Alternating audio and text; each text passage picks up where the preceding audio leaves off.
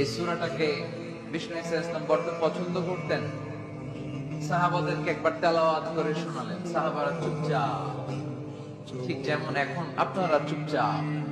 বিষ্ণু বললেন, আমি এই সূরাটা তোমাদের আগে জিনদেরকেও শুনিয়েছি। কাদেরকে? দুইটা কাইন্ড, ম্যানকাইন্ড, জিনকাইন্ড, মানব জাতি আর জিন জাতি। ওমা খালাকতুল জিন্না ওয়াল ইনসা ইল্লা লিয়াবুদুন।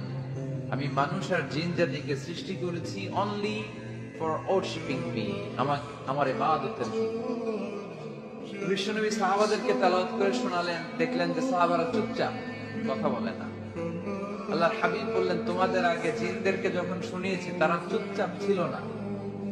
তারা যতবার আমি ফাবি আইদি আলাই রাব্বিকুমা তুকাযযিবান করেছি, এই আয়াতের পরে তারা উত্তর দিয়েছে। কি উত্তর দিয়েছে?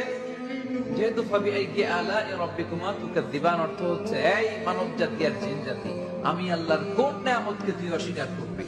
কোন নিয়ামতকে অস্বীকার করবি? যখনই এই আয়াতটা আমি পড়তাম তায়েফের ময়দানে, জিনেরা উত্তর দিত, লা বিশাইইন মিন নিআমিকা রাব্বানা নুকাযযিবু ফালাকাল হামদু। আল্লাহ, তোমার কোন নিয়ামতকে আমরা অস্বীকার করতে পারবো না। আমরা পুরো জিনের গোষ্ঠী আজকে ঘোষণা দিলাম, আল্লাহ তোমার কোন নিয়ামতকে অস্বীকার করার কোন জো আমাদের নাই, কোন সুযোগ আমাদের নাই। সকল নিয়ামতের প্রশংসার মালিক তুমি। তিনি কে? We cannot deny any of your mercies and blessings and the bounties. All praises to you. আল্লাহ সব ক্ষমতার মালিক তুমি, সব প্রশংসার মালিক তুমি।